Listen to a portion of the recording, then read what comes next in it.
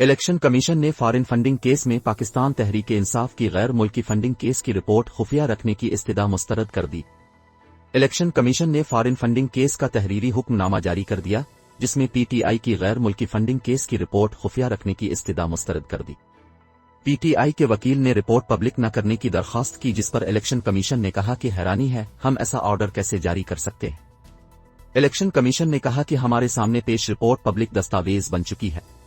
پاکستان تحریک انصاف کے بانی رکن اکبر ایس بابر نے کہا کہ سکروٹنی کمیٹی نے اسٹیٹ بینک سے حاصل کردہ ریکارڈ کو خفیہ رکھا۔